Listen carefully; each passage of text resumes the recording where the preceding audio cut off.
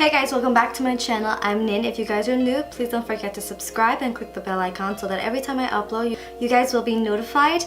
For this week's, I am going to do a makeup basics series. If you guys love this and would love to see more of this, please let me know in the comments down below.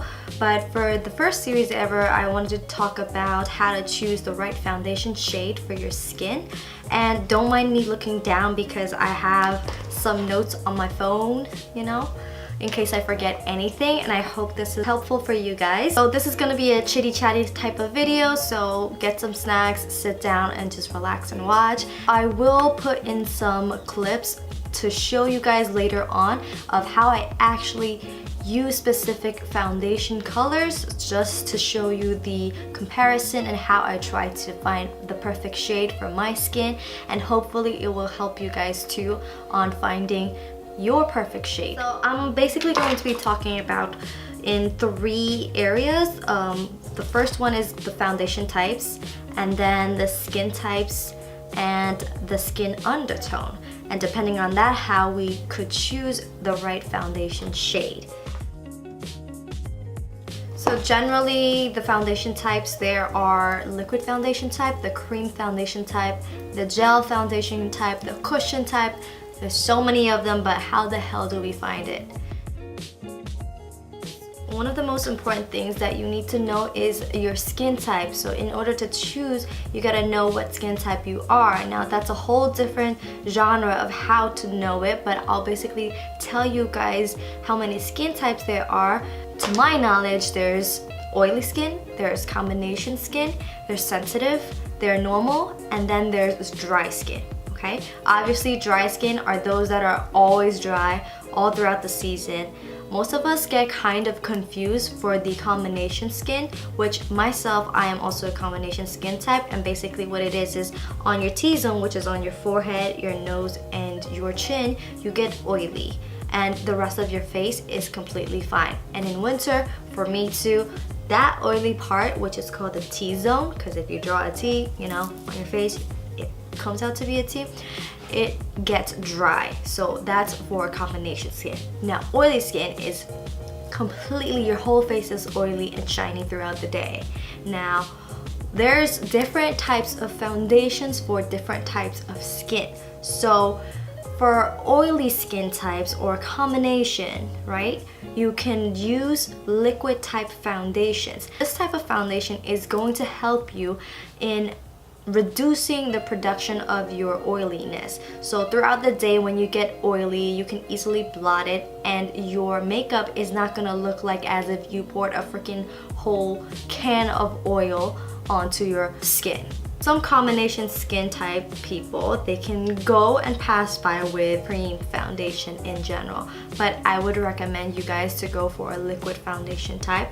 Now for my dry skin and sensitive skin people, there are brands nowadays on the foundation bottles. You can look at it and they will tell you specifically which skin type they're targeting for. And generally, you can choose a cream type for those who are very, very dry, because they have oil and moisture in them, so that your skin will not look patchy afterwards you put your foundation on. After you know what your skin type is, you have to know what your skin undertone is.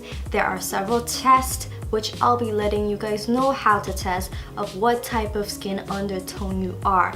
Now, what the hell is skin undertone? Skin undertone is basically when you look at certain skin types and skin colors, and when you look at them, they have this hue to it. Like their natural undertone color is somewhat either just pinkish, like reddish pinkish, and then there's some like myself who are olivey and who are yellow undertone skin, right? And then there's one there that are neutral. Undertones have three types. One is neutral, which is a balance between the cool and warm undertone. Okay, the second one is a cool undertone, which basically has pink and reddish skin undertone. The third one is the warm undertone, which is specifically yellow and olive undertone skin. Now, how do we tell which skin undertone are we? The first step that you can do to test what skin undertone you have, if you don't know at all, is you can look at your wrist. Like, the veins that are on your wrist will definitely be a good guideline as a starter for a lot of people. Now, I don't know if you can see your veins, but usually you are able to see your veins on your wrist or like on your neck or even on your cheeks sometimes. So I'll insert a little picture up in the corner to show you guys exactly what I'm talking about. The yellow undertone, the olive undertone people will have green veins. So if you look at it, I'm not sure if you can see on my wrist, but there's more of green. Can you see that? That means that you're a warm skin undertone, the olivey yellow type. If not, and you have blue, when you look at your wrist and your veins are like blue color, that means you have a cool undertone. And the last one is, if you look at your wrist and it kind of looks like purplish or there's streaks of both blue and green, you're probably a neutral undertone, which means you're in between. That's the first thing that you can test yourself with. Another test that you can do is if you pull a white sheet, like let's just say a white blanket or a white cloth, whatever, a white paper, and you try to pull it right next to your skin, right? And if you compare it and you see that your skin is a lot more to be pink or red, you're a cool undertone. But if you see your skin to be to the yellowish side, olivish side, you're a warm tone. But if you don't see that much of a difference of it, then you're most likely gonna be neutral. That's the second test. The third test is that when you wear jewelry, what jewelry flatters you the most? Like if you wear gold jewelry, like how I'm wearing right now, it flatters my skin, which means that I am warm tone. If you are wearing silver or platinum and that flatters your skin much more, you're most likely going to be a cool undertone. But if you can do both of them and they both look good on you, then that means that you are a neutral skin type. Now, I'm not talking about what looks good on who.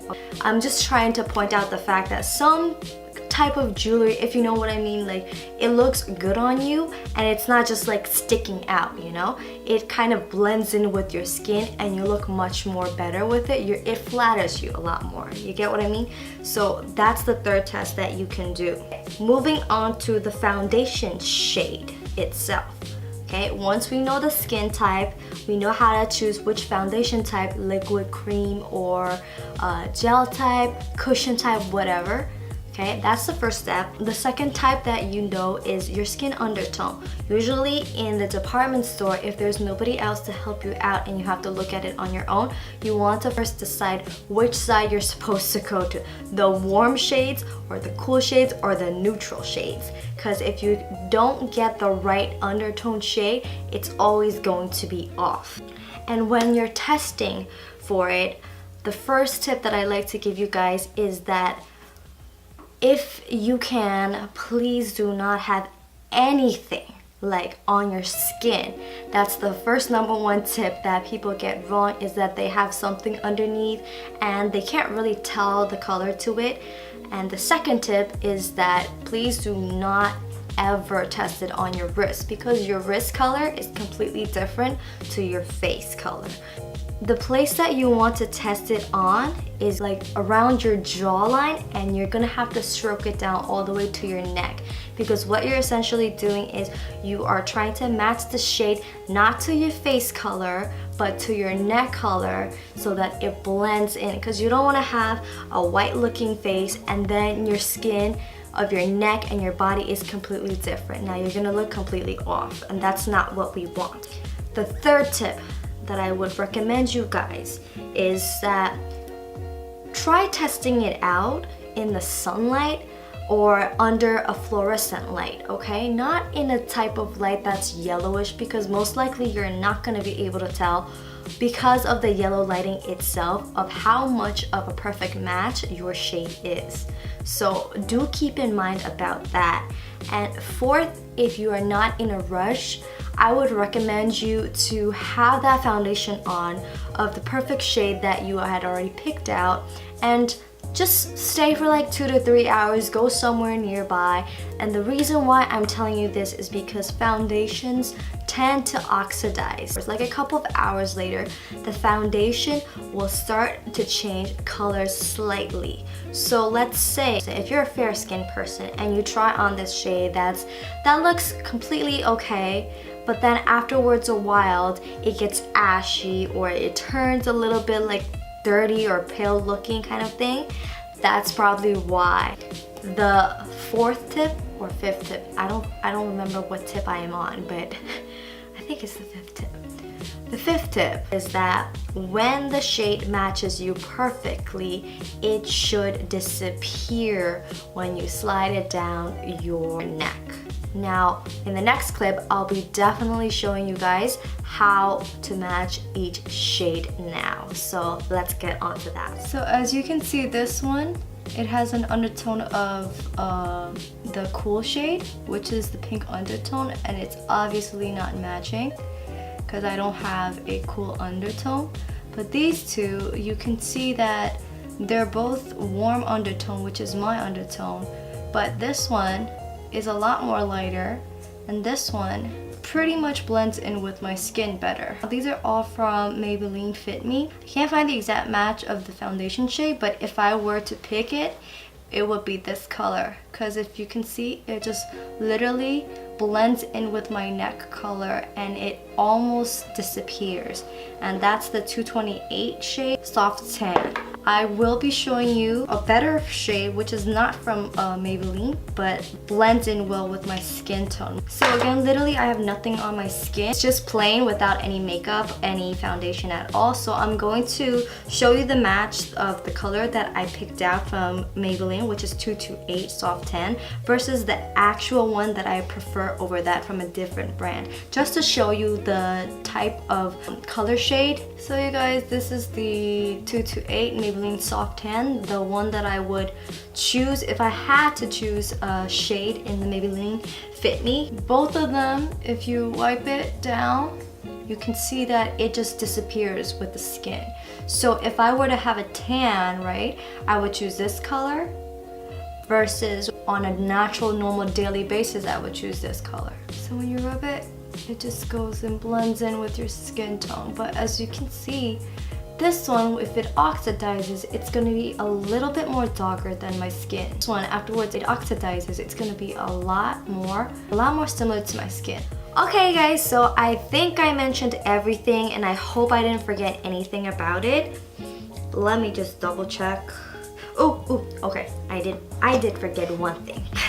The last tip of foundation is, if you have like a foundation bottle that you used before and you know that it's a perfect match for you, you could bring that bottle with you, because like some places, you know, you don't get to test it out. So the best bet is that you bring your bottle that you are familiar with and that matches perfectly with you, and try to hold it up against the bottles.